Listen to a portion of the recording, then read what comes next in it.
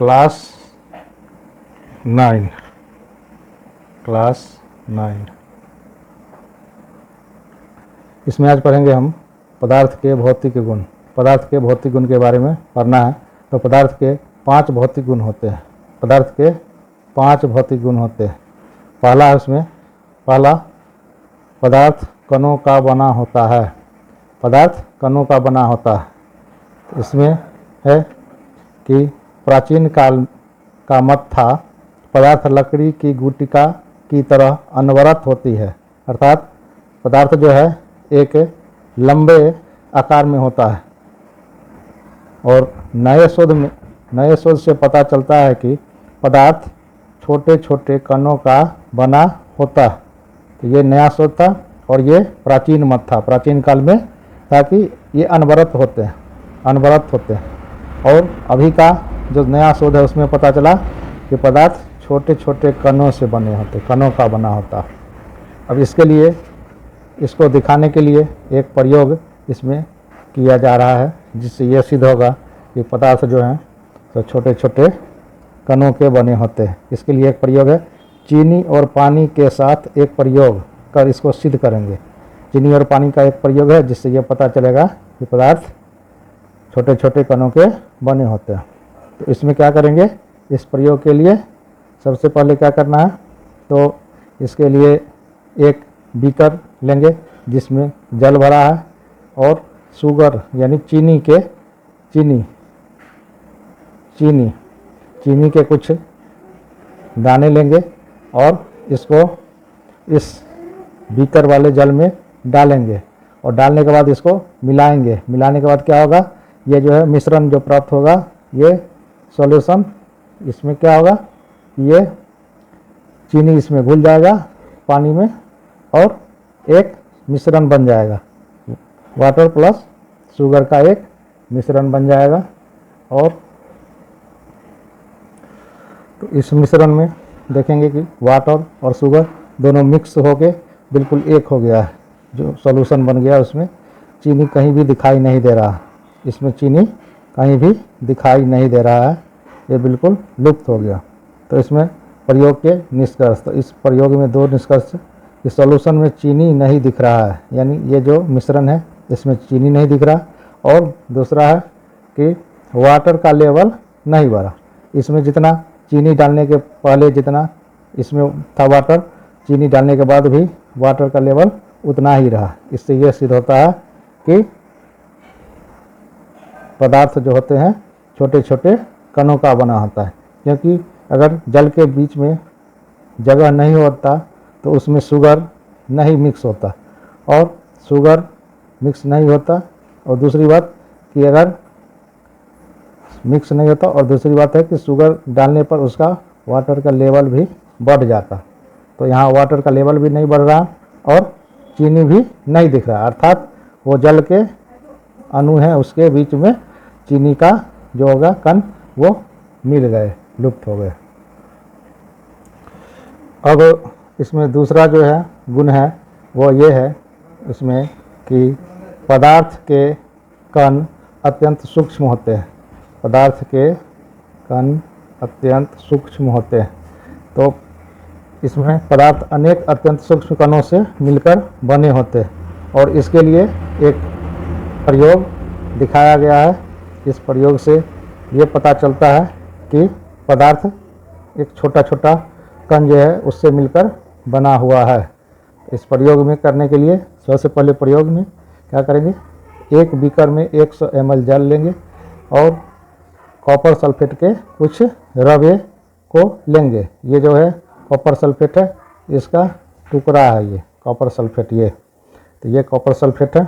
इसको क्या करेंगे, बीकर, इसमें 100 ml जल और इसमें कॉपर सल्फेट का ये जो टुकड़ा है छोटा छोटा रवा, उसको इसमें डालेंगे, इस बीकर में डालेंगे। और डालने के बाद क्या होगा कि ये डालने के बाद रिजल्ट क्या होगा कि ये जल जो है पूरा नीला जल का घोल बन जाएगा। ये जो है बीकर, इसमें क्या होगा, नीला जल का घोल बन जाएगा। अब इस नीले जल के घोल को क्या करेंगे, पुनः एक नया बीकर लेंगे, दूसरा बीकर लेंगे और उसमें क्या करेंगे 100 ml फिर जल लेंगे और इसके बाद इस बीकर से जो मिश्रण है इसमें इससे 10 ml नीला जल जो है मिश्रण उसको लेके एक नया बीकर में डालेंगे इसमें, और क्या करेंगे ये 10 ml जल डालेंगे और फिर इसमें जो सॉल्यूशन बनेगा मिश्रण इसको क्या करेंगे फिर नया एक बीकर लेंगे और इसमें फिर 100 ml जल लेंगे और फिर 10 ml इसका 10 ml मिश्रण इसमें डालेंगे, इसमें 10 ml डालेंगे और इस तरह से प्रयोग को 5 से 8 बार करेंगे तब भी बीकर का जल नीला ही रहेगा।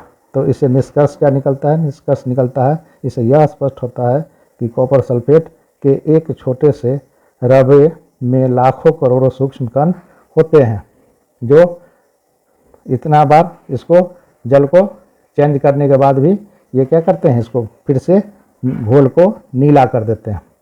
तो इससे यही सिद्ध हो रहा है कि इसमें बहुत सारे छोटे छोटे कण होते हैं, अर्थात पदार्थ जो है छोटे छोटे कणों से मिलकर बने होते हैं।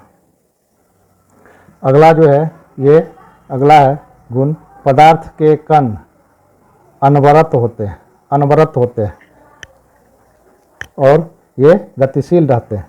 तो पदार्थ के कण अनवरत गतिशील रहते हैं, यानी लगातार जो है एक जगह से दूसरी जगह पदार्थ जो क्या है एक कण आपस में यहाँ से वहाँ तक मूवमेंट करते रहते हैं, गतिशील रहते हैं, अर्थात इसमें मूवमेंट होता है। पदार्थ के कणों के बीच क्या होता है? मूवमेंट होता है। तो इसके लिए एक प्रयोग करना है और ये प्रयोग है बंद कमरे में यदि एक अगरबत्ती को एक कोने में जलाया जाता है तो दूसरे कोने तक उसका सुगंध फैल जाता है।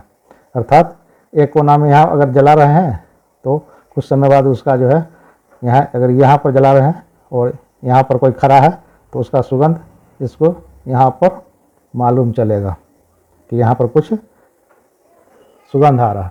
तो ये क्यों हो रहा है?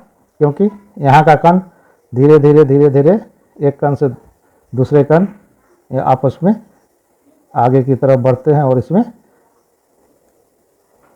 इसमें जो है अगरबत्ती का जो होता है सेंट वो आपस में घुलता जाता है और ये कण आगे की तरफ बढ़ते हैं और यहाँ पर कोई अगर यहाँ अगरबत्ती जल रहा है, यहाँ पर अगरबत्ती जल रहा है और यहाँ कोई मनुष्य खड़ा है तो इसको यहाँ इसका सुगंध पता चलता है।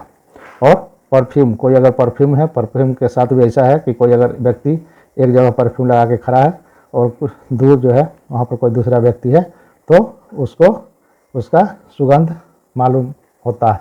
तो ये परफ्यूम के साथ भी होता है। और इसी के साथ एक और है कि ताप बढ़ने से कणों की गतिज ऊर्जा बढ़ती है, यानी कोई कण है अगर ताप बढ़ाएंगे तो उसकी गतिज ऊर्जा बढ़ जाएगी। क्यों बढ़ेगी? तो ताप जो है गतिज ऊर्जा को बढ़ा देता है, क्योंकि ताप बढ़ने से जो वस्तु है कोई वस्तु है उसके अंदर जो दो कणों के बीच जो है अंतर आणविक जो उसका जो ये एट्रैक्शन जो होता है वो घटने लगता है। अगर बढ़ाते हैं तब तो वो घटने लगता है और कण की ऊर्जा बढ़ती है, जिस कारण से वस्तु क्या तो उसमें गतिज ऊर्जा बढ़ जाती है, यानी उसका तेज़ी से मूवमेंट होने लगता है। ताप अगर बढ़ाएंगे तो वस्तु के कण बहुत तेज़ी से गति करने लगते हैं। इसके बाद चौथा है पदार्थ के कण एक दूसरे को आकर्षित करते हैं। क्या करते हैं? आकर्षित करते हैं। कोई भी पदार्थ है उसका एक कण यहाँ है और एक कण यहाँ है, दोनों क्या करेगा? इसको आकर्षित करेगा, यानी एक दूसरे को खींचता है। क्यों खींचता है? तो अंतर अणुक आकर्षण बल के कारण पदार्थ के कण एक दूसरे से बंधे होते हैं। तो अंतर अणुक आकर्षण बल के कारण यह एक दूसरे को खींचता है। पदार्थ क्या करते हैं? एक दूसरे को आकर्षित करते हैं। अर्थात जिस कणों के बीच अंतरा अणुक आकर्षण बल इंटरमोलिकुलर एट्रैक्शन फोर्स अधिक होता है उसे तोड़ना कठिन होता है, उसको तोड़ने में कठिनाई होती है अगर इंटरमोलिकुलर एट्रैक्शन फोर्स अधिक है उस पदार्थ का। और इसको एक उदाहरण से समझते हैं। यहाँ उदाहरण है, और उदाहरण में क्या लेंगे, लोहा का टुकड़ा, ईंट जो है ईंट का टुकड़ा, और चौक जो जिससे लिखते हैं खड़िया, उसका टुकड़ा लेंगे। और इस तीनों पर जो है हथौड़े से प्रहार करेंगे। हथौड़े से प्रहार करने के बाद क्या होगा, ये लोहा का टुकड़ा आसानी से नहीं टूटेगा, तोड़ना बहुत कठिन होगा। लोहा के टुकड़ा पर अगर हथौड़े का प्रहार करेंगे तो बहुत जल्दी नहीं टूटेगा। ईंट का टुकड़ा तोड़ना थोड़ा कठिन होगा, और चौक का टुकड़ा तोड़ना आसान, ये बहुत आसान होगा, क्योंकि इसमें अंतरानुक आकर्षण बल इसमें सबसे कम और इसमें सबसे अधिक। इसमें क्या होगा, अंतरानुक आकर्षण बल सबसे कम, इसमें सबसे कम, और इसमें लोहे में अंतरानुक आकर्षण बल सबसे अधिक, इसमें अधिक। इस कारण से ये टूटने में कठिनाई होगी। इसके बाद है पांचवा गुण। इसमें जो है पदार्थ के कणों के बीच रिक्त स्थान होता है। कणों के बीच रिक्त स्थान होता है। इसे देखते हैं, ये है, ये जल है, और इसमें देख रहे हैं ये जल का जो है ये अणु है, कण है, छोटे छोटे जल के कण हैं, और इसमें ये रिक्त स्थान, इसमें रिक्त स्थान, इस रिक्त स्थान को अंतरानुक स्थान, इस रिक्त स्थान को अंतरानुक स्थान कहते हैं।